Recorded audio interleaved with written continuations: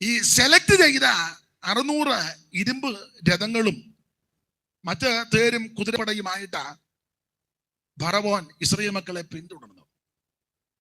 അവന്റെ രതിപ്രവരന്മാർ, അങ്ങനെയാ കൊടുത്തിരിക്കുന്നത്, രതിപ്രവരന്മാർ, അസാധ്യമായിട്ട് തേര് തെളിക്കുന്നവര്. തേര് തെളിച്ചവനെയും തേരിലിരുന്നവനെയും എല്ലാം ദൈവം നോക്കി. അതുകൊണ്ട് ചിലർക്ക് മനസ്സിലായി കാണും, തേര് തെളിക്കുന്നവനെയും അറിയാമല്ലോ, സ്തോത്രം. അതിനകത്ത് ഉപദേശം കൊടുക്കുന്നവനെയും എല്ലാം ദൈവം മുക്കും. അപ്പൊ എന്തായാലും അക്കരെ കയറിയ ദൈവമക്കൾ പുറകോട്ട് നോക്കിയപ്പോൾ ഒരെണ്ണത്തിനെ കാണാനില്ല. ഇവര് പാട്ട് പാടി ദൈവത്തെ മഹത്വപ്പെടുത്തി. പിന്നെ 15-ാം അധ്യായത്തിന്റെ 22 മുതൽ ചിന്തിച്ചല്ലോ, ഇവർ ശൂർ മരുഭൂമിയിൽ വന്ന് പിന്നത്തേതിൽ മാറയിലെത്തി, ശേഷമായിട്ട് എലീമിലെത്തി. അനന്തരം ഇവര് സീൻ മരുഭൂമിയിൽ വന്നു. അവിടെ വെച്ചാണ് പ്രശ്നം, വീണ്ടും പ്രശ്നം. ഇറച്ചിക്കലത്തിന്റെ അടുക്കൽ ഇരുന്ന്, ഞങ്ങൾ മിസ്രയീമിൽ ഇറച്ചിക്കലത്തിന്റെ അടുക്കൽ ഇരുന്ന് തൃപ്തിയാകും വണ്ണം കഴിച്ചു. അപ്പം ഇരിപ്പ് ശരിയല്ല. ഇന്നലെ നമ്മൾ ചിന്തിച്ചല്ലോ, അബ്രഹാം കൂടാരവാതിക്കലിരുന്നു, ലോത്ത് പട്ടണവാതിക്കലിരുന്നു. ഏത് പട്ടണം? സോദോം പട്ടണം. സോദോം പട്ടണത്തിന്റെ വാതിക്കൽ ലോത്ത് ഇരുന്ന് എന്തോടുകയായിരുന്നു? പ്രാർത്ഥിക്കായിരുന്നു. നിങ്ങൾ പുള്ളിയുടെ അടുക്കൽ ഇല്ലായിരുന്നെന്ന് എനിക്ക് അറിയാം, എന്നാലും പുള്ളി എന്തോ എടുക്കായിരുന്നെന്ന് പുസ്തകത്തിൽ എഴുതിയിട്ടുണ്ട്.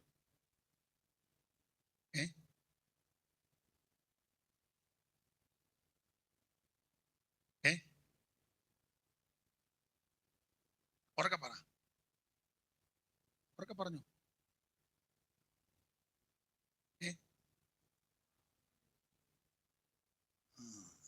ഒത്തുവരുന്നുണ്ട്.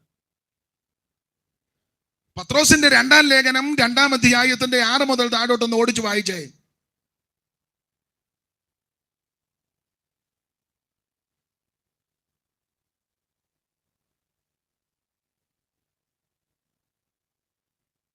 പത്രോസ് ഇല്ലേ?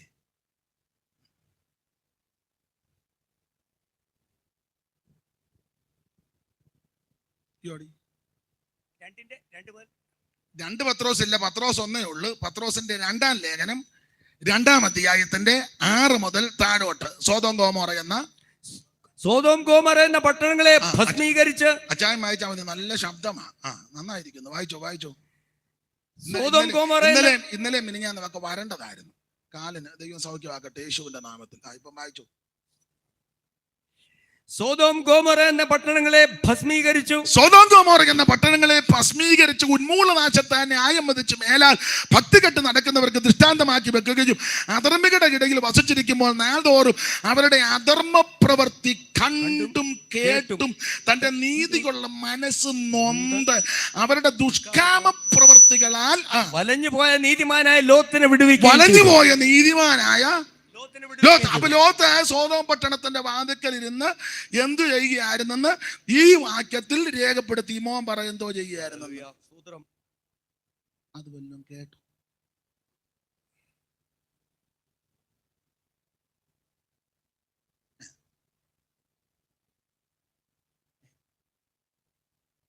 അതാ ഈ പട്ടണത്തിന്റെ വാതിക്കൽ പുള്ളി ഇരുന്ന് നാളുതോറും ഡെയിലി ആരുടെ സോദോമ്യരുടെ പാപകൃതികൾ കണ്ടും കേട്ടും.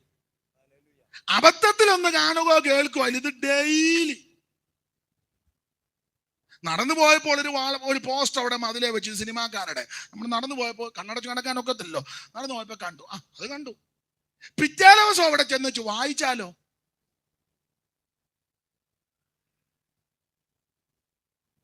ഒരു ദൈവ പൈതലിന് അത് പാടില്ല. പ്രസംഗം നോക്കാനാ, പവർ വിഷൻ നോക്കാനാ, അല്ലെങ്കിൽ മെസ്സേജ് നോക്കാൻ ഇങ്ങനെ മൊബൈല് അടിച്ച് മാന്തി വന്നപ്പം പലതാന്നല്ലോ അല്ലേ? അപ്പൊ കണ്ടത് അങ്ങ് തട്ടിവിട്ടേക്കണം. അത് കണ്ടുകൊണ്ട്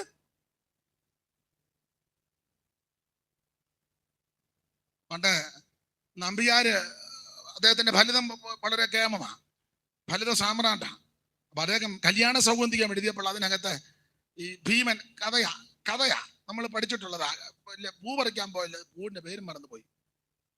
സൗഗന്ധിക പൂ, കല്യാണ പഠിച്ചല്ലേ? അപ്പം അദ്ദേഹം അങ്ങോട്ട് ചെന്നപ്പം കവിയുടെ ഭാവനയാ. പൊയ്കയൊക്കെ കണ്ടപ്പോൾ അവിടെ കണ്ട കാര്യം പുള്ളി എഴുതി വെച്ചോട്ടെ. എല്ലാം ഒന്നും എനിക്കറിയത്തില്ല, നിങ്ങൾക്ക് അറിവുള്ളവരാ. കല്ലോലജാലം കളിക്കുന്ന കണ്ടു, കമലമണി നിറമുടയ കമലമത് കണ്ടു. ഇതെല്ലാം പുള്ളി കാണുക. ലോകത്തുവിധ ഇതെല്ലാം കല്ലോലജാലം കളിക്കുന്ന കണ്ടു, കമലമണി നിറമുടയ കമലമത് കണ്ടു, കല്യാണിമാരും കുളിക്കുന്ന കണ്ടു, പുലുമയുടെ ചടല ജലവടവും അത് കണ്ടു, അന്നങ്ങളങ്ങൂ പറക്കുന്ന കണ്ടു, വനതരനം അവയുടെ നടനമത് കണ്ടു, മാരാരിക്കൂറ്റൻ മതിക്കുന്ന കണ്ടു. ഒത്തിരി പുള്ളി കണ്ടു. ഐരാവതം വന്നിറങ്ങുന്ന കണ്ടു, ഗന്ധദ്വീപം വന്നിറങ്ങുന്ന കണ്ടു. ഒരു ദൈവം കാണാൻ പാടില്ലാത്തതൊന്നും കാണരുത്, കണ്ണുമായിട്ട് നിയമം ചെയ്യും. ഇറങ്ങുന്ന കണ്ടു. ഒരു ദൈവം കാണാൻ പാടില്ലാത്തതൊന്നും കാണരുത്, കണ്ണുമായിട്ട് നിയമം ചെയ്യണം.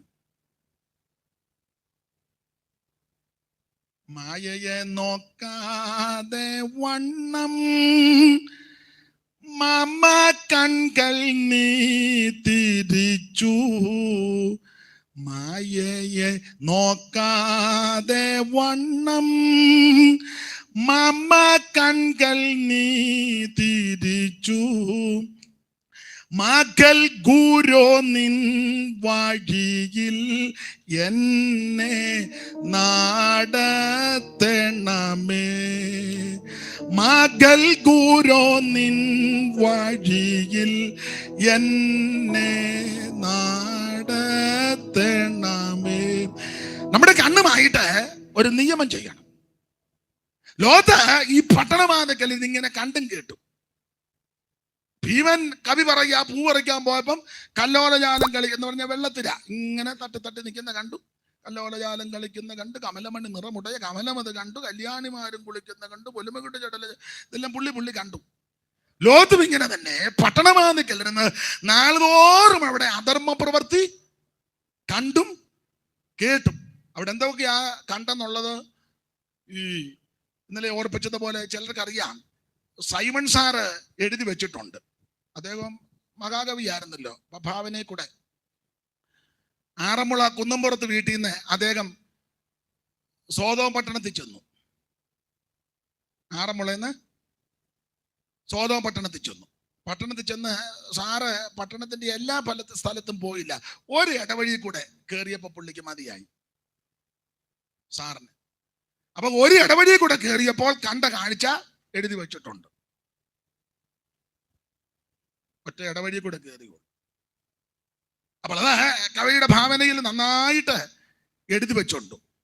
അതിങ്ങനെ ഒരു തെരുവിനിടവഴിയിലൂടെ കടന്ന പോതൊന്നിച്ചു കണ്ടാൻ ഒരു തരം വങ്കരെ, വങ്കന്മാര്, ഗർഭികള്, അഹങ്കാരികള്, തണ്ടുതപ്പികള്, കുങ്കുള്ളവര്. അവര് ഒരു തെരുവിന്റെ ഇടവഴി കൂടെ കയറിയപ്പോൾ വങ്കന്മാരെല്ലാം കൂടെ നിൽക്കുന്നു.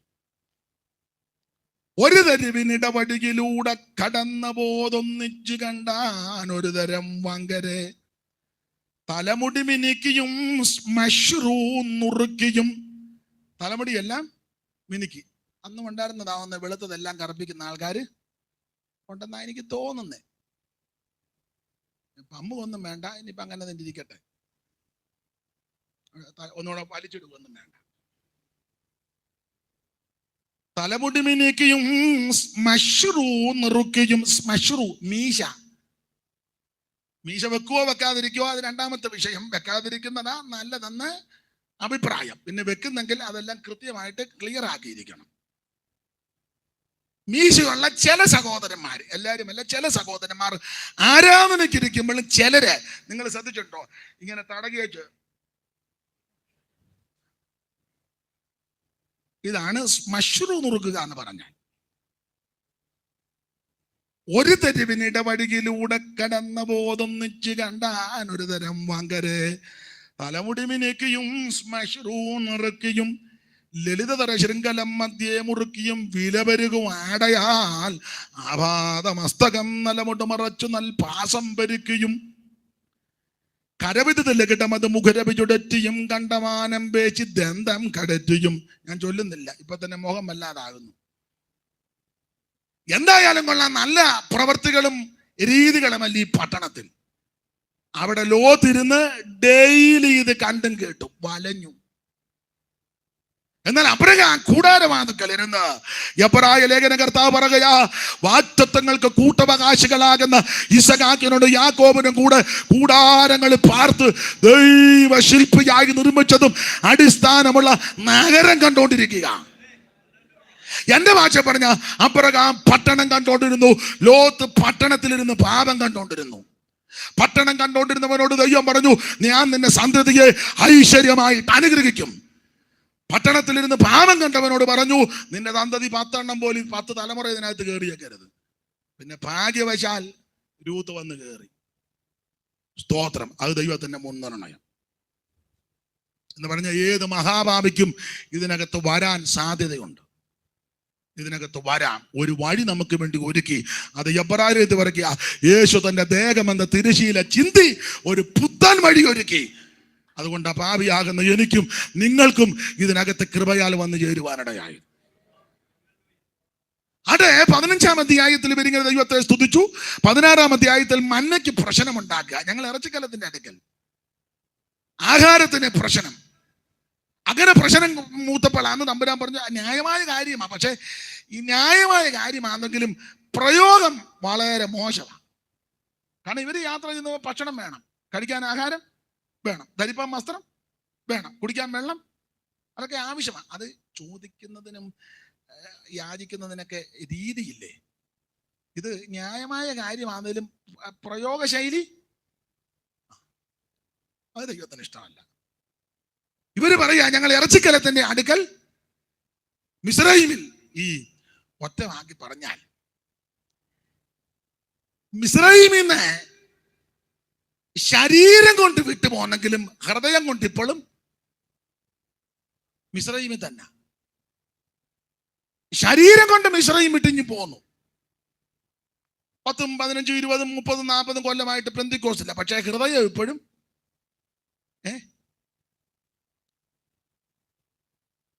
പണ്ട് കൊരങ്ങൻ പറഞ്ഞതുപോലെ, അയ്യോ ഞാന് ദൂരോട്ട് പോകുമ്പോ ഹൃദയം ഒന്നും മുതല് ചോദിച്ചു എവിടാ.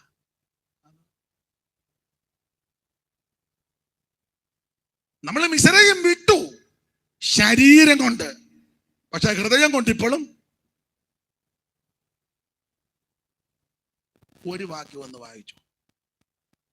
ഒത്തിരി വാക്യമുണ്ട്. പിന്നെ ഇപ്പം അരി വെന്തോന്ന് നോക്കാൻ എല്ലാ അരിയും പിടിച്ച് ഞെക്കണ്ടല്ലോ. ഒരെണ്ണ ഇപ്പം ഞെക്കാൻ തരാം. വായിച്ചോ. അപ്പോസ്തല പ്രവൃത്തി 7:37-38.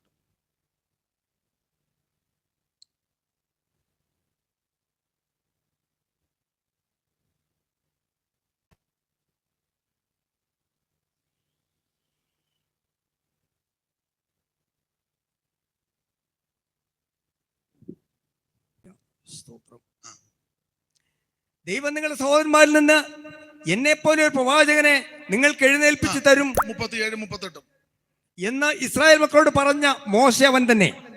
സീനായി മലയിൽ തന്നോട് സംസാരിച്ച ദൂതനോട് നമ്മുടെ പിതാക്കന്മാരോടും കൂടെ മരുഭൂമിയിലെ സഭയിലിരുന്നവനും നമുക്ക് തരുവാൻ ജീവനുള്ള അല്ലപ്പാട് ലഭിച്ചവനും അവൻ തന്നെ. അടുത്ത വാക്യം, നമ്മുടെ പിതാക്കന്മാർ ശ്രദ്ധിച്ചേ, എന്നാൽ നമ്മുടെ പിതാക്കന്മാർ അവന് കീഴ്പ്പെടുവാൻ മനസ്സില്ലാതെ അവനെ തള്ളിക്കളഞ്ഞ് ഹൃദയം കൊണ്ട് മിസ്രയീമിലേക്ക് പിന്തിരിഞ്ഞു. മതി. ശരീരം കൊണ്ട് മിസ്രയീമിൽ വിട്ടെങ്കിലും ഹൃദയം കൊണ്ട് ഇപ്പോഴും നീ വലിയ പള്ളിക്കകത്തിരിക്കുക. ഹൃദയം കൊണ്ട് ചെല്ലുപടത്തില്ല. അവിടെ നല്ല സെമിത്തേരി, അത് കണ്ടാൽ തന്നെ ജാകാൻ തോന്നും. ആ പേരും വീട്ടുപേരും ആ കുരിശും കൊടയും വെടിയും നാടയും. അപ്പൊ ശരീരം കൊണ്ട് പലരും ഇതിനകത്തിരിക്കുന്നുള്ള ഹൃദയം കൊണ്ട് ഇപ്പോഴും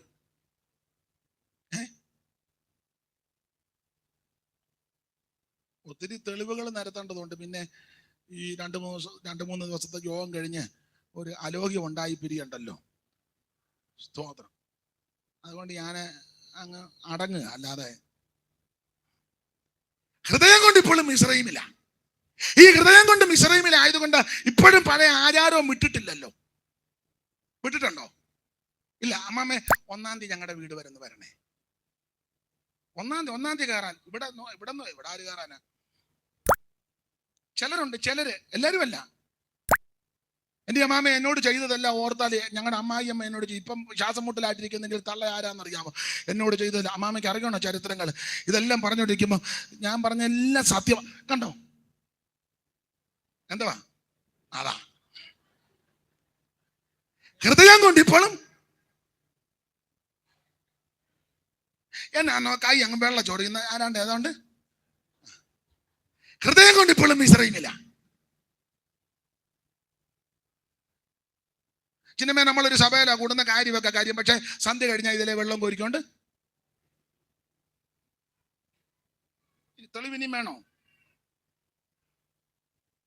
പറഞ്ഞോ, ഞങ്ങളിങ്ങനെ കേൾക്കും. ഇങ്ങനെ പറഞ്ഞു വെച്ചു. അല്ല, ആരേലും ഒന്ന് ഗുണപ്പെട്ട് കാണണേ. പുതിയ വീട് വെക്കുമ്പോ പാല് കാച്ചണം. എല്ലാവരുടെയും കാര്യമല്ല. പുതിയ വീട്, പുതിയ അടുപ്പ്, പുതിയ കാലം, പുതിയ തവി. ഞാനത്തോട് പറഞ്ഞു എന്നാ ഒരു പുതിയ അമ്മാമേനെയും കൂടെ അങ്ങ്. സകലതും പുതിയതായി. ഇതൊക്കെ ഹൈന്ദവ ആചാരമാ. അഗ്നിദേവന് കൊടുക്കുക പാടില്ല. അതാ ഹൃദയം കൊണ്ട് ഇപ്പോഴും മിസ്രയീമില്ല. വേർപാടില്ലെന്ന്. കല്യാണം കഴിയുമ്പോ അമ്മക്കച്ച മേടിക്കട്ടെ കൊടുക്കട്ടെ. ഉടനെ വീഡിയോക്കാരൻ ഇപ്പം മേടിക്കരുത്, പെടലി ഇച്ചിരി വെട്ടിയാട്ടെ. പാഷമാര് കയറിയിരിക്കാൻ പറഞ്ഞാൽ ജന്മം ചെയ്താൽ തള്ളയിരിക്കുകയല്ല. എങ്ങാണ്ട് കിടന്ന വീഡിയോക്കാരൻ പറഞ്ഞ അമ്മ ഏത് ഫോസിലും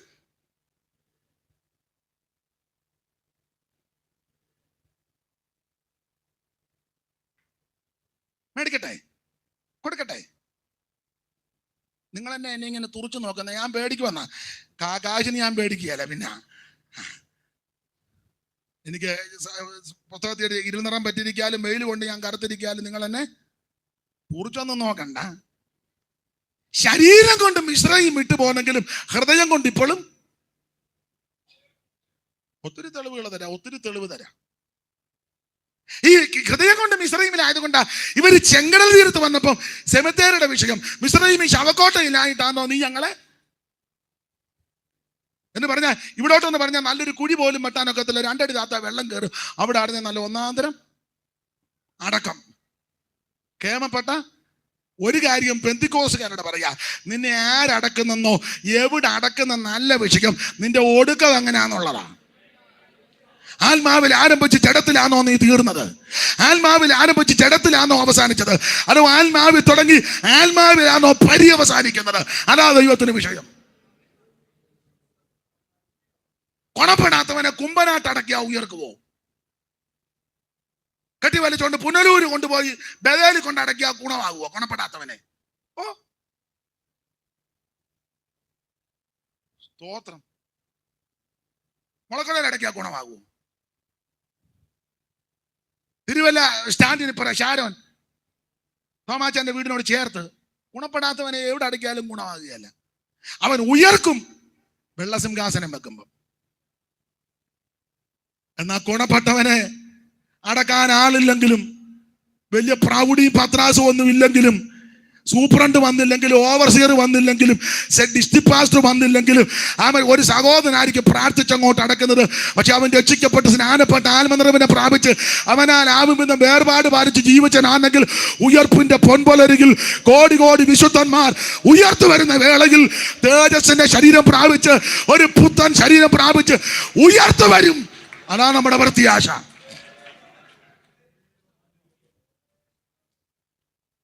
സ്തോത്രം. ആ പ്രത്യാശയുള്ള ദൈവമക്കളെ ഓർത്ത് ദൈവത്തിന് മഹത്വം കരയേറ്റും.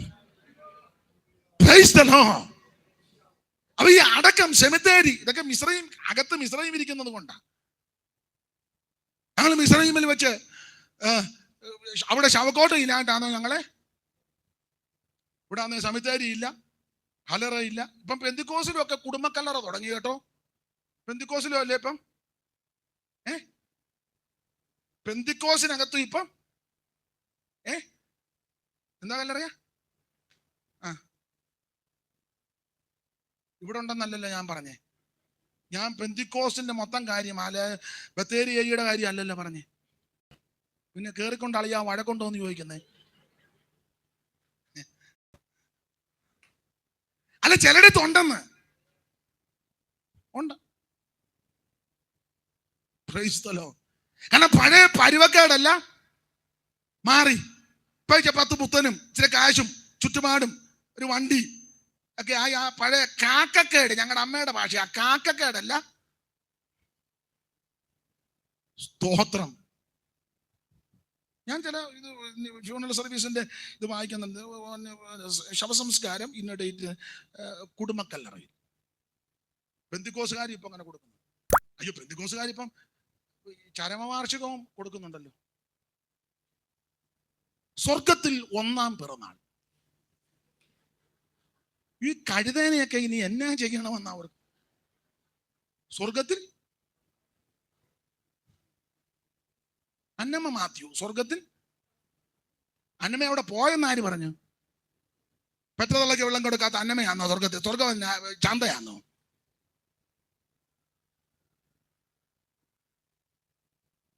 സ്തോത്രം.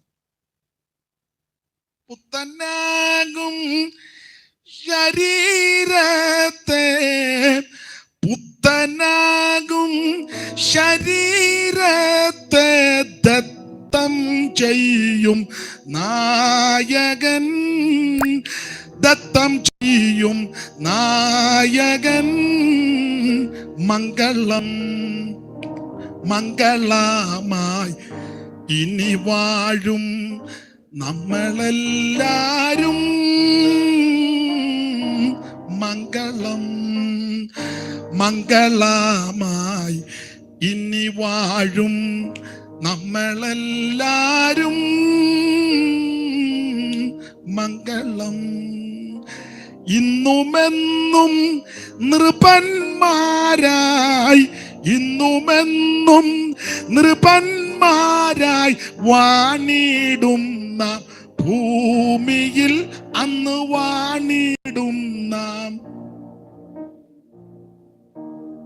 എനിക്ക് തന്നെ അങ്ങോട്ട് ശ്വാസം പിടിച്ച് പാടാൻ പറ്റുന്നില്ല. അപ്പൊ നിങ്ങളിപ്പോ ചിന്തിക്കും പാടണമെന്ന് ആര് പറഞ്ഞെന്ന്. വിഷയത്തോട് ബന്ധപ്പെട്ടൊരു വരി പാടുന്നത് വിഷയം ഒന്നുകൂടെ മനസ്സിലാകാനും ഉറപ്പിക്കാനും നല്ലതാ. എനിക്ക് ഒരു ആശ്വാസവും കിട്ടും. അപ്പൊ ശ്രദ്ധിക്കുക, ഒരു പുത്തൻ ശരീരം ദൈവം നമുക്ക് തരും. അപ്പൊ ഇവര് ശരീരം കൊണ്ട് മിശ്രയും വിട്ടു പോകണമെങ്കിലും ഹൃദയം കൊണ്ട് ഇപ്പോഴും മിശ്രയുമില്ല. അല്ല, ഈ ശവക്കോട്ടയുടെ വിഷയം 2:16 അധ്യായത്തിൽ പറഞ്ഞു. ഞങ്ങൾ ഇറച്ചിക്കലത്തിന്റെ അടുക്കൽ, അവിടെ ഗുണമല്ലായിരുന്നു ഇരിപ്പ്. ഇവിടെ വന്നും ചില ആരാധനയ്ക്ക് വന്നിരിക്കുന്നതാണ് തുമ്പിയെ പിടിക്കാനിരിക്കുമ്പോല. നിങ്ങൾ ചില ശ്രദ്ധിക്കുക, ആരാധനയ്ക്ക് വന്നിരിക്കുക, ചിലക്ക് അങ്ങ് കുളിരും കിട്ട് കിടക്കുക, സഭായത്തിന് വന്നിരിക്കുക. ആരാധനയ്ക്ക് ഇരിപ്പിനൊരു വ്യത്യാസം വേണ്ടേ? പ്രായമുള്ളവർ ക്ഷീണിതര് കസേരയിലിരിക്കും, തെറ്റില്ല. താഴെ ഇരിക്കുന്നതും നല്ലതാ, ആവതുള്ളവര്. പക്ഷെ ഇരിക്കുമ്പം നന്നായിട്ട് ഇരിക്കണം. ചിലര് കസേര ഇരുന്ന് കാലും വെച്ച് തള്ളവരിൽ വിറപ്പിച്ചുകൊണ്ടിരിക്കുന്നവർ കാണാം. അതൊന്നും ആരാധനയ്ക്ക് ശരിയല്ല. അതൊക്കെ അതിന്റെ വീട്ടിൽ ദൈവസന്നിധിയാ. സ്തോത്രം. ആരാധനയ്ക്ക് അതിന്റെ പവിത്രതയില്ലേ? ആ ഇരിപ്പ് കാണുമ്പോ അറിയാം ആളെങ്ങനെ ഉണ്ടെന്ന്. ആടെ ഇടയ്ക്ക് ഞാൻ കയറി പറഞ്ഞതേ ഉള്ളൂ. അപ്പൊ ഇവരുടെ ഇരിപ്പ് ശരിയല്ല. അവിടെ വായിക്കുന്നത് ഇറച്ചിക്കലത്തിന്റെ അടുക്കൽ. പിന്നത്തെ അത് പറഞ്ഞു, ഒരു കാര്യം ചെയ്യും, നമുക്കൊരു തലവനെ തെരഞ്ഞെടുത്ത് അങ്ങ് മിസ്രൈമിലേക്ക് പോകാമെന്ന്. തലവനെ അങ്ങനെ 14-ാം അധ്യായത്തിൽ ഒന്ന് വായിച്ചേ. സംഖ്യാപുസ്തകം 14-ാം അധ്യായത്തിന്റെ 2-3 വാക്യത്തിലുണ്ടല്ലോ, നമുക്കൊരു തലവനെ തെരഞ്ഞെടുക്കാമെന്ന്.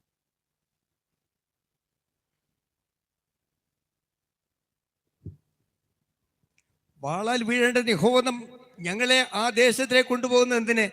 ഞങ്ങളുടെ ഭാര്യമാരും മക്കളും കൊള്ളയായി പോകുമല്ലോ. മിസ്രൈമിലേക്ക് മടങ്ങിപ്പോകുകയല്ലോ ഞങ്ങൾക്ക് നല്ലത് എന്ന് പറഞ്ഞ് നാം ഒരു തലവനെ നിശ്ചയിച്ച് മിസ്രൈമിലേക്ക് മടങ്ങിപ്പോകാം എന്നും. അകത്ത് മിസ്രൈം കിടക്കുക, അതുകൊണ്ട് കൂടെ അങ്ങോട്ട് പോകണമെന്ന് ചിന്ത. സ്തോത്രം. ഒന്ന്, സെമിത്തേരി വിഷയം, അകത്ത് മിശ്രയും ഉള്ളത് കൊണ്ടാ. രണ്ട്, ഇരിപ്പും ചാപ്പാടും. മൂന്ന്, നമുക്കൊരു തലവനെ തിരഞ്ഞെടുക്കണം എന്ന് പറഞ്ഞാൽ നമുക്ക് ഒരു തെരഞ്ഞെടുപ്പ്, അത് ന്യായമായ തെരഞ്ഞെടുപ്പാന്നെ കുഴപ്പമില്ല. ഈ പൂള് വെച്ചും കുരുക്ക് വെച്ചും ഒന്നും തെരഞ്ഞെടുപ്പ് ഇപ്പൊ തെരഞ്ഞെടുപ്പ് പാനലല്ലേ, പാനല്. യാക്കോച്ചന്റെ പാനലും തോമാച്ചന്റെ പാനലും അവറാച്ചന്റെ പാനലും കറിയാച്ചന്റെ പാനലും തങ്കച്ചന്റെ പാനലും ബേവിച്ചന്റെ പാനല്. പെണ്ണുങ്ങൾക്കൊക്കെ ഇപ്പൊ പാനലായി. പിന്നെ നമുക്ക് ഈ പ്രാവശ്യം അമ്മാമേനെ വേണം സോദരി സമാജത്തിന്റെ പ്രസിഡന്റ് ആക്കാൻ. തങ്കമ്മ അടിയിൽ കൂടെ ടോർപ്പിടോ വെക്കുന്നുണ്ടെങ്കിൽ നമുക്ക് ഒതുക്കണം. ഒതുക്കി വെച്ച് മേരിമാമേനെ നമുക്ക്, നിങ്ങൾക്കൊന്നും അറിയാൻ മേല.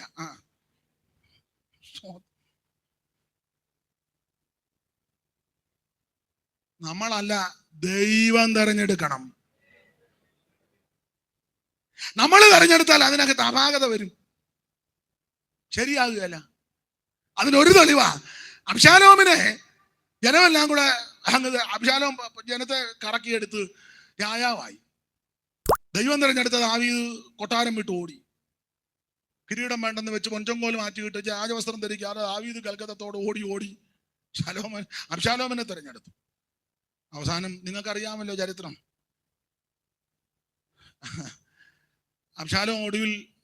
അബ്ശാലോമിന്റെ ഗതി, തിങ്ങി നിൽക്കുന്ന കരുവേലകത്തിന്റെ ഇടയിൽ കൂടെ കോവർക്കടുതെ തെളിച്ച് ഓടിച്ചു. ഇവന്റെ മുടി കരുവേലകത്തിൽ കുരുങ്ങി കീഴെയുള്ള കോവർക്കടുത ഓടിപ്പോയി. ഇവനിങ്ങനെ തൂങ്ങി കിടക്കുക.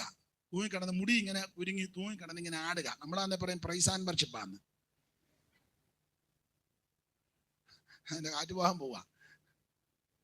പ്രൈസ് ആൻഡ്, പിന്നെ അബ്ശാലോമിന്റെ നേതൃത്വത്തിലുള്ള പ്രൈസ് ആൻഡ് വർഷിപ്പ്. കീഴെയുള്ള കോവർക്കടുത ഓടിപ്പോയി. ഇവനിങ്ങനെ തൂങ്ങി കിടക്കുക. യോവാബിന്റെ പക്ഷക്കാർ വന്ന് യോവാബിനോട് പറഞ്ഞു, അവൻ തൂങ്ങി കിടക്കുക. അപ്പൊ യോവാ പറഞ്ഞ്, തട്ടിയേക്കാൻ മേലായിരുന്നു. അപ്പൊ അവര് പറഞ്ഞു, അയ്യോ തട്ടാൻ അറിയാൻ മേലാൻ ചേട്ടാ. നമ്മൾ ഇറങ്ങിയപ്പോ ദാവീദ് പറഞ്ഞൊരു പദമുണ്ട്, എന്നെ ഓർത്ത് അബ്ശാലോം കുമാരനോട് കനിവ് തോന്നണം. പാഠം, ഇതുപോലൊരു പിതാവ് നമുക്ക് സ്വർഗത്തിലുണ്ട്. കോവിഡ് വന്ന് ചാകായിരുന്നു, വെള്ളപ്പൊക്കത്തിലും മലയിടിഞ്ഞും ചാകായിരുന്നു, വണ്ടി ഓടിച്ചപ്പോൾ ഇടിച്ച് വണ്ടി പപ്പടം പോലെ പൊടിഞ്ഞ് നീയും ഞാനും മരിക്കായിരുന്നു. അപകടമില്ലാഞ്ഞിട്ടല്ല, ആപത്തില്ലാഞ്ഞിട്ടല്ല, അസുഖം വരാഞ്ഞിട്ടല്ല, ക്ലേശങ്ങൾ വരാഞ്ഞിട്ടല്ല, പ്രതിസന്ധി ഇല്ലാഞ്ഞിട്ടല്ല. പക്ഷേ ഒരു ദയയുള്ള പിതാവ് ഉള്ളത് കൊണ്ട് ഇന്ന് പകലും ഇവിടെ ആയുസോടെ ഇരിക്കുന്നത്. നിന്റെ ദയ ജീവനേക്കാൾ നല്ലത്. എൻ്റെ അതരങ്ങൾ നിന്നെ സ്തുതിക്കും. കയ്യും കെട്ടി വായും പൂട്ടി മൗനമായിട്ടിരിക്കാതെ ദൈവത്തിന്റെ ദയയോർത്ത് ദൈവത്തിന് സ്തോത്രം പറ. നിന്റെ ദയ ജീവനേക്കാൾ നല്ലത്. യഹോവയ്ക്ക് സ്തോത്രം ചെയ്യുവീൻ. അവൻ നല്ലവനല്ലോ, അവന്റെ ദയ എന്നേക്കുമുള്ളത്. ഏകനായി മഹാത്ഭുതങ്ങളെ പ്രവർത്തിക്കുന്നവൻ അവൻ നല്ലവനല്ലോ, അവന്റെ ദയ എന്നേക്കുമുള്ളത്. നമ്മുടെ താഴ്ചയ്ക്ക് നമ്മെ ഓർത്തവൻ അവൻ നല്ലവനല്ലോ, അവന്റെ ദയ എന്നേക്കുമുള്ളത്. സകല ജഡത്തിനും ആഹാരം നൽകുന്നവൻ അവൻ നല്ലവനല്ലോ, അവന്റെ ദയ എന്നേക്കുമുള്ളത്. ദൈവത്തിന് സ്തോത്രം ചെയ്യുവീൻ. വിലാപങ്ങൾ വായിക്കാൻ നാം മുടിഞ്ഞു പോകാതിരിക്കുന്നത് ദൈവത്തിന്റെ ദയയാ. ഓർത്തോർത്ത് ദൈവത്തിന് സ്തോത്രം ചെയ്തോണം. യോവാബിന്റെ പക്ഷക്കാർ പറഞ്ഞ് വെട്ടിക്കളയാനോ തട്ടിക്കളയാനോ അറിയാൻ പാടില്ലാഞ്ഞിട്ടല്ല. പക്ഷെ നമ്മൾ ഇറങ്ങിയപ്പം ദാവീദ് പറഞ്ഞത്, എന്നെ ഓർത്ത് കുമാരനോട്, അയ്യോ ഇതുപോലൊരു പിതാവ് നമുക്ക് സ്വർഗത്തിലുണ്ട്. അസുഖം ഇല്ലാഞ്ഞിട്ടാണോ? എല്ലാവർക്കും ഇവിടെ ഇരിക്കുന്ന ഒരു 10 ലക്ഷം രൂപയുടെ അസുഖമുണ്ട്. പരിശോധിക്കാഞ്ഞിട്ടാ? 10 അല്ലായിരിക്കും, ഇല്ലേ? ഒരു 5-6 ലക്ഷത്തിന്റെ. ഇപ്പൊ ഈ ആതുര രംഗത്ത് ബിസിനസ് ആയതുകൊണ്ട് ഇതെല്ലാം ചുമ്മാ വഴിയെ പോകുന്നവന് ആശുപത്രി ഇങ്ങോട്ട് വരാൻ വിളിച്ചു വെച്ച് പറയും 3 ബ്ലോക്ക് ഉണ്ടെന്ന്. അവൻ ചുമ്മാ അതിലേ പോയതാ. ഇതിപ്പോ ബിസിനസ്സും കൂടെ ഉണ്ട് കേട്ടോ, ബിസിനസ്സാ. നമ്മുടെ ആൾക്കാർക്ക് എന്തെങ്കിലും ലാഭമോ ചൊളിവിലാന്ന് പറഞ്ഞ ആൾക്കാർ ഇടിച്ച് സൗജന്യ നേത്ര പരിശോധന. അമ്മ പറഞ്ഞ അച്ഛനോട് വാ, നമുക്ക് സൗജന്യമല്ലേ. അവര് നല്ല ട്രിക്കാ. 2 പേരെയും കൂടെ കയറ്റി പരിശോധിച്ച്, അച്ഛനെ ആദ്യം പരിശോധിച്ചപ്പോൾ ഒരു കുഴപ്പം, ഫ്രീ ആയിട്ട്. അമ്മാമ്മ കയറ്റിയപ്പം വലത്തെ കണ്ണിൻ്റെ ചെറിയ ഒരു കുഴപ്പമില്ല, വീട്ടിലിരുന്ന തള്ളയാ. വലത്തെ കണ്ണിന് ഉടനെ അമ്മ ചോദിച്ചു, അതിനെന്നാ ഡോക്ടർ, ഇത് അധികം നാൾ വെച്ചുകൊണ്ടിരുന്ന ഇടത്തെ കണ്ണും അടിച്ചു പോകാൻ സാധ്യതയുണ്ട് എന്ന് ചോദിച്ചു. അതിനെന്നാ പോംവഴി? കണ്ണട വെക്കണം, ഇല്ലേ പിന്നെ തലവേദനയാകും, പിന്നെ അത് ഒരു ഞരമ്പിന് ഒരു ശോഷണമായിട്ട്. ഉടനെ കണ്ണാടി, അതിന്റെ ഫ്രെയിം എല്ലാം കൂടി 25,000. ചുമ്മാ വീട്ടിലിരുന്ന് തള്ളയാ. അച്ചായന്റെ കണ്ണിനായിരുന്നെങ്കിൽ ആ കണ്ണാടി മേടിക്കണ്ടെന്ന് അമ്മാമ്മ പറയും, നമുക്ക് പ്രാർത്ഥിച്ച് ജയമെടുക്കാം. അമ്മാമ്മയുടെ കണ്ണിനാന്നേ സൂക്ഷം കണ്ണാടി. നിങ്ങൾക്ക് മനസ്സിലാകാഴിയാണോ അതോ? ഞാൻ ഭാഗം അധികം പറയുന്നില്ല. അതുകൊണ്ട് ദൈവമക്കൾ വളരെ സൂക്ഷിച്ച് ശ്രദ്ധിച്ച് വേണം ജീവിക്കാൻ. സമയം പോകുന്നുണ്ട്, ഓടിച്ചങ്ങ് നിർത്താം. ഒന്ന്, സെമിത്തേരി വിഷയം. 2, ഇരിപ്പ് ശരിയല്ല.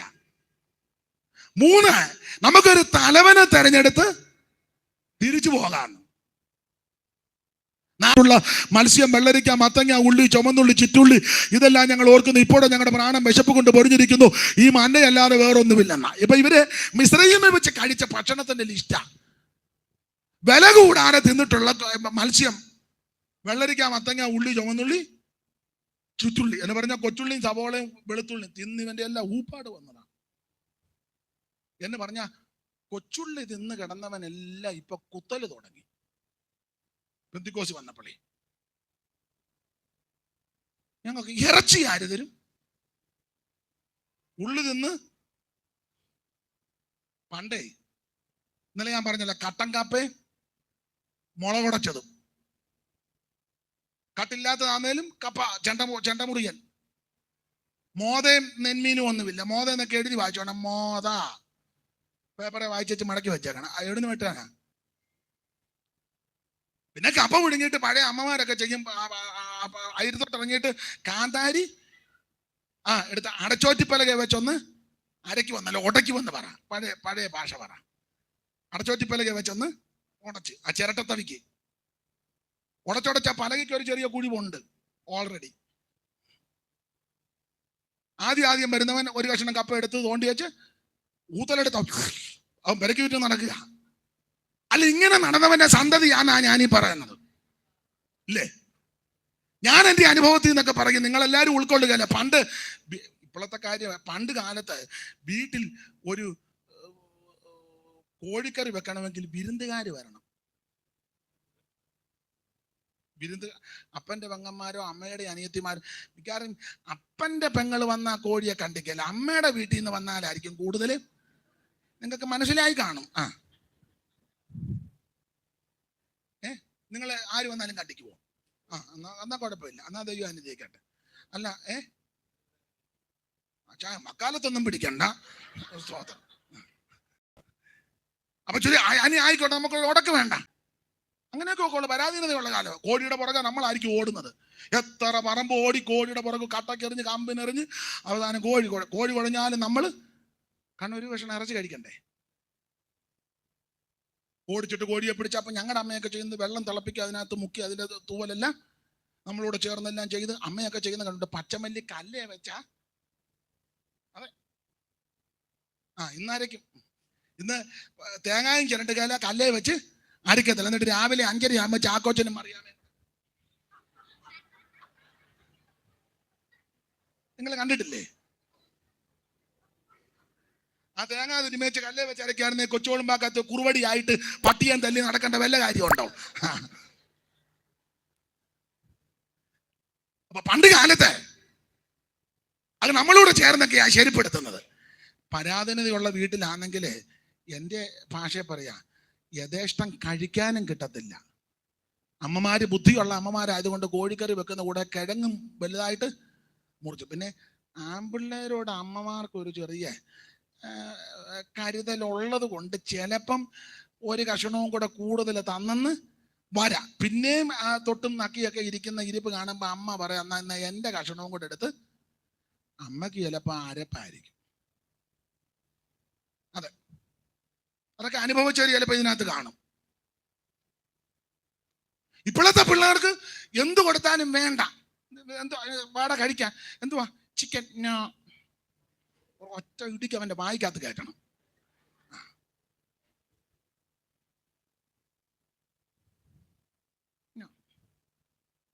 നീ കഴിക്കുന്നു എന്താ? ബീഫ്. പിള്ളേർക്കെല്ലാം നിർബന്ധ ബുദ്ധിയല്ലേ? പിള്ളേരുടെ ചിത്താന്തത്തിന് തുള്ളരുത്. ഞങ്ങളുടെ അമ്മ, എൻ്റെ അമ്മ ചെയ്യുമായിരുന്നു. വീട്ടിൽ എന്തെങ്കിലും ഭക്ഷണം ഉണ്ടാക്കിയാൽ എല്ലാവരും കഴിച്ചോണം. അമ്മയുടെ ഇഷ്ടത്തിനായിരിക്കും ഉണ്ടാക്കുന്നത്.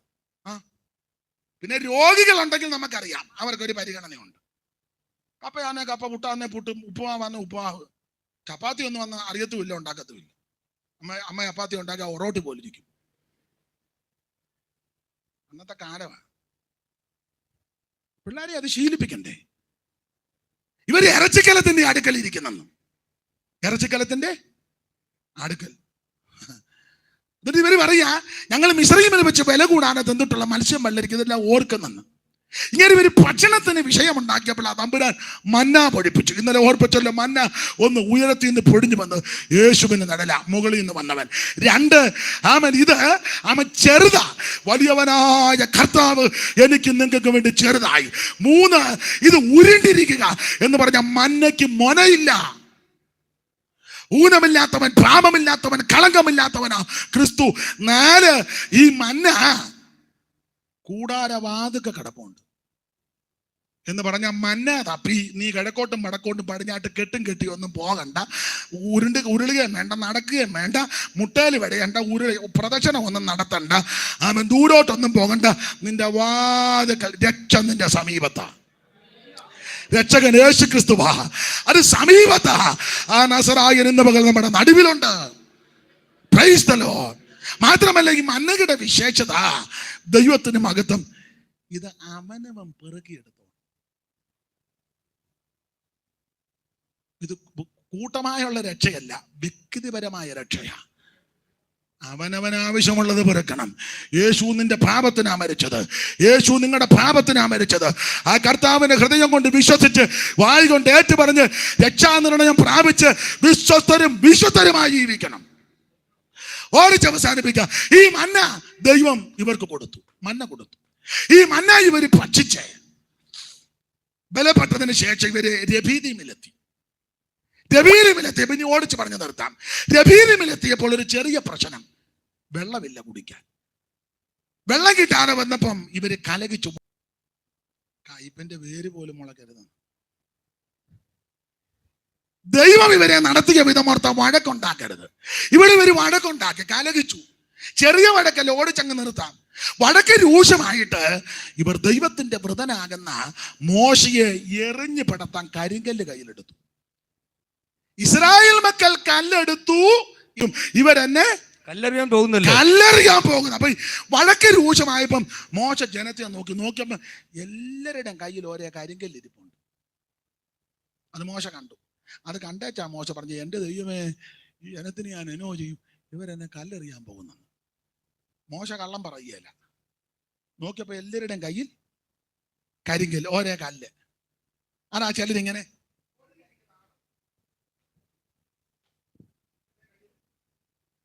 കരിങ്കല്ല, ഏകതാളത്തിൽ ഇരിക്കുക.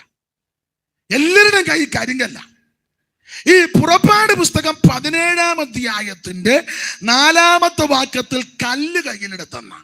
എന്നാൽ പുറപ്പാട് പുസ്തകം 15-ാം അധ്യായത്തിന്റെ 20-ാമത്തെ വാക്യത്തിൽ എന്തോ എടുത്തെന്നാ എഴുതിയേക്കുന്നത്. ഉറക്കെ വായിക്ക്.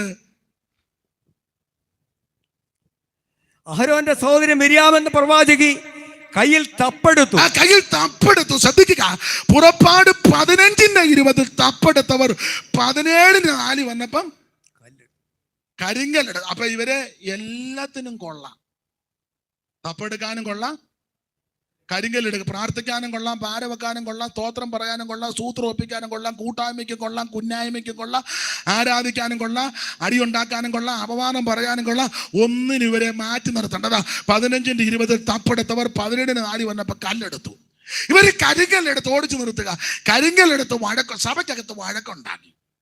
സഭയിൽ വടക്കുണ്ടാക്കി, പ്രശ്നമുണ്ടാക്കി, കരിങ്കല്ലെടുത്ത് തമ്പേറും സൈത്രമും എല്ലാം ദൂരോട്ട് കളഞ്ഞേച്ച് കരിങ്കല്ലെടുത്ത് എറിഞ്ഞു പടത്താൻ നിൽക്കുക അഭിഷിക്തനെ. മോശയെ എറിഞ്ഞു പടത്താൻ കരിങ്കല്ലെടുത്ത് വടക്കുണ്ടാക്കിയപ്പോൾ ഇവരുടെ അകത്ത മനുഷ്യൻ ക്ഷീണിച്ചു. അങ്ങനെ ക്ഷീണിച്ചവരെല്ലാം കൂടെ ഏറ്റവും പിറകിപ്പോയി. ആ തക്കം നോക്കി അമാലിലേക്ക് പുറകെ കൂടെ കയറി വന്നു. ഇനി ഞാൻ വിശദീകരിക്കുന്നില്ല, പെട്ടെന്ന് അങ്ങ് നിർത്തുക. അമാലേക്ക് കയറി വന്നപ്പോൾ ദർശനമുള്ള മോശയ്ക്ക് മനസ്സിലായി അമാലേക്കിനെ ഒതുക്കണം. മോശ യോശുവയെ പറഞ്ഞ് പടക്കളത്തിലോട്ട് വിട്ടു. യോശുവയെ വിടാൻ കാര്യമുണ്ട്. യോശുവ കൂടാരം വിട്ടുപിരിയാതിരുന്നവനാ, മോശയുടെ കൈക്ക് വെള്ളം ഒഴിച്ചവനാ, ദൈവസാന്നിധ്യം അനുഭവിച്ചവനാ. സ്തോത്രം. മോശ യോശുവയെ പടക്കളത്ത് വിട്ടതിന് ശേഷം അഹരോനെ കൂടിനെ കൂട്ടി ദൈവത്തിന്റെ വടിയുമെടുത്ത് കുന്നിന്മകളിൽ കയറി. എന്തിന്? മോശയ്ക്ക് ഒരു വെളിപ്പാടുണ്ടായി. ഈ അമാലേക്കിന്റെ ശക്തികൾ തകരണമെങ്കിൽ പ്രാർത്ഥന ആവശ്യമാണ്. മോശ കരങ്ങൾ ഉയർത്തി പ്രാർത്ഥിക്കാൻ തുടങ്ങി. അവൻ അമാലേക്കിന്റെ ശക്തികൾ യുദ്ധത്തിന് വന്നപ്പോ അവൻ പ്രാർത്ഥനയാലല്ലാതെ ജയിക്കാനൊക്കത്തില്ല. കരമുയർത്തി പ്രാർത്ഥിച്ചു. മോശ കുറെ നേരം കൈ പൊക്കി പ്രാർത്ഥിച്ചപ്പോൾ പ്രായമുള്ള ആളല്ലേ, കൈക്ക് ഭാരം, കൈ കടയ്ക്കുന്നു. അപ്പൊ കൈ ഇങ്ങനെ കഴിച്ച് താന്നു വന്നപ്പം അഹരോനും കൂരും ചേട്ടനും അളിയനും വന്ന ഇടത്തും വലത്തും നിൽക്കുക. അവർക്ക് മനസ്സിലായി അനിയന്റെ അല്ലെങ്കിൽ അളിയന്റെ കൈക്ക് ഭാരം. ഉടനെ ചേട്ടനും അളിയനും കൂടെ ചെന്ന് ഒരു വലിയ കല്ലെടുത്ത് അത് കൊണ്ടുവന്ന് താഴോട്ട് വെച്ചതിന് ശേഷം മോശയെ പിടിച്ച് അതിലോട്ട് ഇരുത്തി. അളിയനും ചേട്ടനും ഇടത്തും വലത്തും അപ്പുറയും ഇപ്പുറയും ഇരുന്ന് ഈ മോശയുടെ കൈ അങ്ങോട്ട് താങ്ങിക്കൊടുത്തു. ഇതിന് ഞാൻ പറയുന്നത് കൂട്ടായ്മയുടെ വലങ്കരം, കൈത്താങ്ങൽ. നമ്മൾ താങ്ങും. പൗലോസ് പറഞ്ഞ പോലെ ഉൾക്കലത്തില്ലാത്തവരെ ധൈര്യപ്പെടുത്തുവിൻ, ബലഹീനരെ ഇങ്ങനെ താങ്ങാനല്ല. മോശയുടെ കൈക്ക് ഭാരം വന്നപ്പോൾ ഇടത്തും വലത്തും അപ്പുറം കൈ താങ്ങിക്കൊടുത്തു. അങ്ങനെ കര ഉയർന്നിരുന്നു. അതുകൊണ്ട് ഇസ്രായേൽ മക്കൾക്ക് ആ വിഷയത്തിൽ ജയമുണ്ടായി. അതിനുശേഷം ആ മോശ യാഗപീഠം പണിതത്. യഹോവ നിസി, എന്റെ കൊടി. ആ ഭാഗത്തേക്ക് ഇപ്പൊ കയറുന്നില്ല. ദൈവത്തിന്റെ മകൻ ഒരു ചിന്തയും കൂടെ പറഞ്ഞ സമയത്ത് ഭയപ്പെടുന്നത് കൊണ്ട് ഒരു ചിന്തയും കൂടെ അവിടെ പറഞ്ഞങ്ങ് നിർത്താം. നിങ്ങൾ ശ്രദ്ധിക്കുക, കർത്താവിന്റെ വേലക്കാരുമുണ്ടല്ലോ. ഈ മോശയുടെ കൈക്ക് ഭാരം വന്നപ്പോൾ രണ്ടുപേര് താങ്ങിക്കൊടുക്കാനുണ്ടായിരുന്നു, അഹരോനും ഹൂരും. അങ്ങനെ മോശയുടെ കൈ ഉയർന്നു വന്നു. ഇനി എന്റെ ചിന്ത, എന്നെ കേൾക്കുന്ന ദൈവദാസന്മാരെ, ദൈവമക്കളെ, കൈത്താങ്ങൾ തരാൻ ആരും ഇല്ലെങ്കിലും നീ ക്ഷീണിക്കരുത്, പതറരുത്. ചെല്ലു പറയാനുണ്ട്, അവർക്കൊക്കെ കൈത്താങ്ങൾ കൊടുക്കാൻ ആൾക്കാരുള്ളത് കൊണ്ട് അവരിങ്ങനെ രക്ഷപ്പെട്ട് പോരുന്നു. അവർക്ക് ഹെൽപ്പ് ചെയ്യാൻ ആളുണ്ട്, അവർക്ക് അവരുടെ ആൾക്കാർ വിദേശത്തുണ്ട്, വെളിയിലുണ്ട്. പിന്നെ അവരുടെ ആൾക്കാരൊക്കെ നല്ല, പിള്ളേരുടെ ഭാഷ പറഞ്ഞാൽ നല്ല സെറ്റപ്പിലാണ്. തന്നെ അവർക്ക് ആത്മീക ലോകത്ത് നല്ല പിടിയുണ്ട്. ഞാൻ എൻ്റെ ചെറിയ അനുഭവത്തിൽ നിന്ന് പറയാം, ഒരു പിടിയില്ലാത്തവനാ ഞാൻ. എനിക്ക് ക്രിസ്തീയ പാരമ്പര്യമില്ല, പെന്തിക്കോസ് പാരമ്പര്യമില്ല, ആത്മീക ലോകത്ത് ഒരു പാരമ്പര്യവും ഇല്ല. എൻ്റെ അപ്പന് കള്ളുഷാപ്പിലെ ജോലിയായിരുന്നു. ഞാൻ അമ്പലത്തിൽ പോയിച്ചു വരുമ്പോഴാണ് രക്ഷിക്കപ്പെടുന്നത്.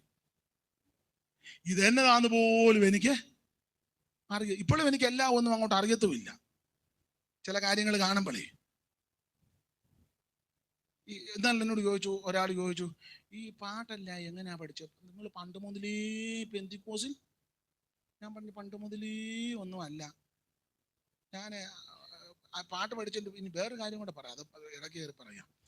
ഞാൻ എല്ലാ ദിവസവും രാവിലെ വീട്ടും അമ്പലത്തിൽ പോകും. അപ്പം ഞങ്ങളുടെ അവിടുത്തെ ക്ഷേത്രത്തിൽ രാവിലെ നിർമ്മാല്യ ദർശനത്തിന് പോയി എല്ലാം കഴിഞ്ഞേച്ച് 6 കടന്ന് പള്ളിയിറക്ക, അതെല്ലാം ഞായറാഴ്ച പള്ളിയിറക്കായി പോകും. പള്ളിയിറക്കാവിലെ ആ അമ്പലത്തിൽ ചെന്ന് അവിടെ 5 അമ്പലം അടുത്തടുത്ത് 5 അടുത്തും കയറും. പ്രസാദമെല്ലാം വാങ്ങി തിരിച്ച് കടത്ത് കയറി ഇക്കരെ വരുമ്പോൾ ഏകദേശം ഒരു 9:30-10 മണിയോളം ആകും. അങ്ങനെ വീട്ടിൽ വരുമ്പം ഞങ്ങളുടെ വീടിന് ആറ്റുതിട്ടയില് ഞങ്ങളുടെ ആ സ്ഥലത്ത് CMS ജെട്ടി എന്നാ പറയുന്നത്. കാരണം ബോട്ടായതുകൊണ്ട് ഓരോ ജെട്ടിക്ക് പേരാ. പാലേടൻ ജെട്ടി, തട്ടാശ്ശേരി ജെട്ടി, കണ്ണൻകുടുക്ക, മൂലേശ്ശേരി, ഇലിസിയോ, അങ്ങനെയൊക്കെയുള്ള പേരുകളാണ്. അപ്പൊ ഞങ്ങളുടെ ഇവിടുത്തെ ആ ജെട്ടി CMS ജെട്ടി. അവിടെ ഒരു CSI പള്ളിയുണ്ട്. അപ്പൊ ഈ കടത്ത് കയറി എൻ്റെ കളഭക്കുറിയൊക്കെ ഉണ്ട്, ദേഹത്ത് നെറ്റിയിലുമൊക്കെ ഉണ്ട്, ശരീരത്തുമൊക്കെ ഉണ്ട്. അപ്പൊ പ്രസാദവും കയ്യിലുണ്ട്. ഇത് ഒരൊറ്റമുണ്ടുമൊക്കെ കൊടുത്താ. അപ്പൊ ഞാൻ ഇങ്ങോട്ട് വരുമ്പം പാട്ട് പഠിച്ചതിൻ്റെ ഒരു വിധമാണ്, പാട്ട് ഇഷ്ടമാണ്. ട്യൂണും സ്വരവും ഒന്നും നല്ലതല്ലെങ്കിൽ ഇഷ്ടമായത്. അപ്പൊ ഈ പ്രസാദമായിട്ട് ഇങ്ങോട്ട് വരുമ്പോ ഈ CSIക്കാരുടെ പള്ളിയിൽ നല്ല പാട്ട്. അന്ന് കോളാമ്പിയൊക്കെ വെക്കുന്ന സമയം, ഇപ്പോഴല്ലേ ഒക്കെ കയറുന്നത്. അപ്പൊ ഞാൻ എല്ലാ ഞായറാഴ്ചയും വരുമ്പോൾ ഇവര് നന്നായിട്ട് പാട്ട് പാടും. CSI കൊയർ നല്ല ഗംഭീരമാണ്. അപ്പൊ ഇവര് പാട്ട് പാടും. അപ്പൊ എനിക്കിത് കേൾക്കുമ്പോൾ ഭയങ്കര സന്തോഷമാണ്. ഞാൻ ആരും അറിയാതെ ആറ്റുതൊട്ടെ തെങ്ങൊക്കെ ഉണ്ട്, അവിടെ ഇങ്ങനെ മറഞ്ഞിരുന്നു. അങ്ങനെ ഞാൻ കുറെ പാട്ട് പഠിച്ചത്. അമ്പലത്തിൽ പോയ കാലത്ത് ഈ പാട്ട് മുമ്പേ പാടിയ പാട്ടെല്ലാം അന്നേരം പഠിച്ചതാണ്. ആശിഷമാരി, ആത്മാവാ വഴി കാട്ടി, പ്രാർത്ഥനയിൽ നൽനേരമേ, ദൈവത്തിൻ പൈതലേ നിന്റെ നിത്യനായ ഹോവേ.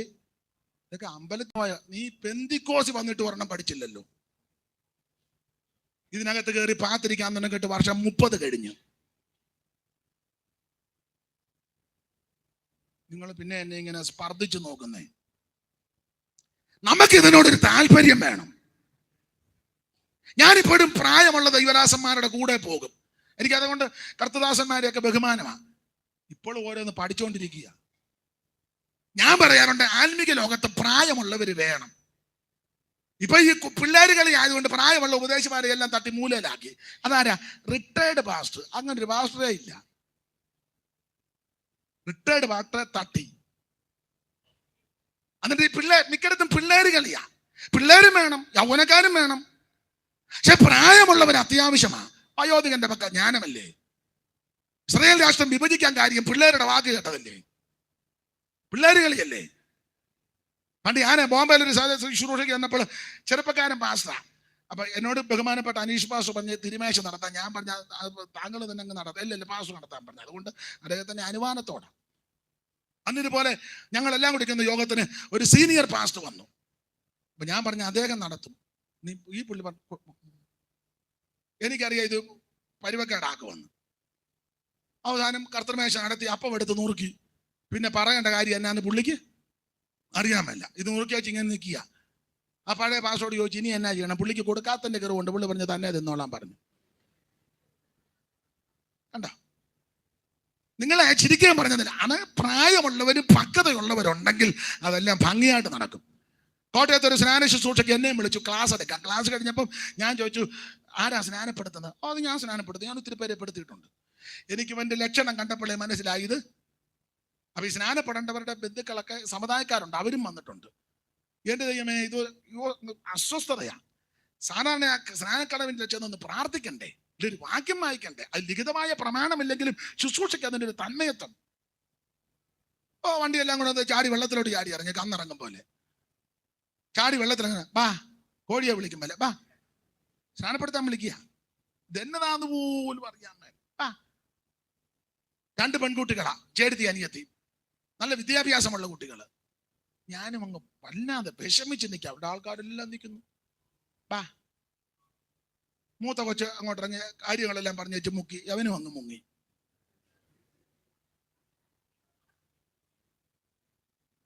അതിന്റെ കാരണം പറയാം. സാധാരണ അങ്ങനെ ആറ്റിലോ തോട്ടിലോ ഒക്കെ സ്നാനപ്പെടുത്തുകയാണെങ്കിൽ തലേന്ന് പോയി അവിടെ വന്ന് നോക്കണ്ടേ, കല്ലുണ്ടോ കട്ടയുണ്ടോ കുഴിയുണ്ടോ പെടുകുഴിയാണോ നോക്കണ്ടേ. വെള്ളത്തിൽ വശമില്ലെങ്കിൽ വെള്ളത്തിൽ വശമുള്ള ഒരാളെ ഇറക്കി അവിടെ വല്ല ഒന്ന് നോക്കണ്ടേ. ഇതൊന്നും ചെയ്തില്ല, ചാടി ഇറങ്ങി. അപ്പൊ ഒരു കല്ലേലെങ്ങാണ്ടാ വലത്തേക്കാല് നിന്നത്. അഡ്ജസ്റ്റ് ചെയ്ത് നിൽക്കുകയായിരുന്നു സ്നാനപ്പെടുത്താൻ. നല്ല ആരോഗ്യമുള്ള പങ്കുവച്ച അതിനെ വെച്ചപ്പോ കല്ല് മറിഞ്ഞ് പുള്ളിയും മുങ്ങി. രണ്ടും കൂടെ മുങ്ങി കോഴി നനഞ്ഞു നിൽക്കുമ്പോൾ നോക്കി നിൽക്കുക. ശുശ്രൂഷയ്ക്ക് ആക്ഷേപം വന്ന കണ്ടോ. അതിനൊക്കെ പ്രായമുള്ള പക്വതപ്പെട്ടവരുണ്ടെങ്കിൽ അത് ഭംഗിയായിട്ട് ചെയ്യും. സഭയ്ക്കകത്ത് പിതാക്കന്മാർ എഴുന്നേക്കണം, മാതാക്കൾ വേണം. സഭയ്ക്കകത്ത് മാതാക്കളും പിതാക്കന്മാരും വേണം. പിള്ളേര് കളിയൊന്നും നടത്താൻ കാര്യം. പിള്ളേര് വേണം. പിള്ളേർ ഇത് കണ്ടു വളരണം. സ്തോത്രം. സീനിയർ പാസ്റ്റേഴ്സ് ഉണ്ടെങ്കിൽ അവരെ ബഹുമാനിക്കണം. ഇതൊക്കെ അതിന്റെ നടപടിക്രമങ്ങള്. അപ്പൊ ചുരുക്കി പറഞ്ഞാൽ മോശയുടെ കൈക്ക് ഭാരം വന്നപ്പോ 2 പേര് താങ്ങാനുണ്ട്, കൈത്താങ്ങൽ കൊടുക്കാൻ ആൾ. എന്നാൽ ഒരു കാര്യം പറയാം, കൈത്താങ്ങൽ തരാൻ ആരുമില്ലെങ്കിലും നീ ക്ഷീണിക്കരുത്. വാക്യങ്ങൾ എടുത്ത് വിശദീകരിച്ചാ പറയേണ്ടതെങ്കിലും പോയിന്റ് പറഞ്ഞു നിർത്താം. നിങ്ങൾക്കറിയാമല്ലോ, യോശുവ ഹായി പട്ടണം പിടിക്കാൻ പോയി. ആദ്യം പോയപ്പോ പരാജയമായി. 2ാമത്തെ പോക്കിന് 10 നിർത്തിവെച്ച് യോശുവ പറഞ്ഞ് പട്ടണം കയറി പിടിക്കാൻ പറഞ്ഞു. അവരകത്തോട്ട് കയറിയപ്പോൾ ഇവരെ പട്ടണത്തിന് തീയിട്ടു. അപ്പൊ തമ്പുരാൻ യോശുവായോട് പറഞ്ഞൊരു പദം 8:18 കിടപ്പുണ്ട്. യോശുവായേ, നിന്റെ കയ്യിലുള്ള കുന്തം നീ ഹായിക്ക് നേരെ ഏന്തുക. യോശുവ കയ്യിലുള്ള കുന്തമെടുത്ത് ഹായിക്ക് നേരെ ഏന്തി. ഈ കുന്തത്തിന്റെ ആ കനം, അതിന്റെ വെയിറ്റ് ഒരു പുസ്തകത്തിൽ വായിച്ചത് 28 കിലോ വരുമെന്ന്. 28 38 ആയിക്കോട്ടെ 18 ആയിക്കോട്ടെ, എന്തായാലും യോശുവ കുന്തമെടുത്ത് ഹായിക്ക് നേരെ ഇങ്ങനെ ഏന്തി. ആ എറിഞ്ഞു വിട്ടില്ല, കുന്തവും പിടിച്ചോണ്ട് ഇങ്ങനെ നിൽക്കുക. എത്ര നേരം നിന്നെന്ന് 26-ാം വാക്യത്തിൽ കിടക്കുന്നത്, ഹായി പട്ടണക്കാരെയൊക്കെയും നിർമൂലമാക്കുന്നത് വരെ കുന്തമേന്തിയ കൈ യോശുവ പിൻവലിച്ചില്ല. എന്ന് പറഞ്ഞാൽ അവൻ ജയമുണ്ടാകുന്നത് വരെ യോശുവ നിന്നു. ശ്രദ്ധിക്കുക, മോശയുടെ കൈക്ക് ഭാരം വന്നപ്പം 2 പേര് താങ്ങാനുണ്ട്. എന്നാൽ യോശുവ കുന്തം പിടിച്ച് നിന്നിട്ട് ആരും താങ്ങാനില്ല. യോശുവ ക്ഷീണിച്ചില്ല, തളർന്നില്ല, പിറുപിറുത്തില്ല, ഇട്ടേ ചോടിയില്ല. കാരണം ഈ ശുശ്രൂഷയ്ക്ക് ഇറങ്ങിയപ്പോഴേ തമ്പുരാൻ യോശുവയോട് പറഞ്ഞു, പേടിക്കരുത്, ഭ്രമിക്കരുത്, മോശയോട് കൂടെ ഇരുന്നത് പോലെ ഞാൻ നിന്റെ കൂടെ ഉണ്ട്.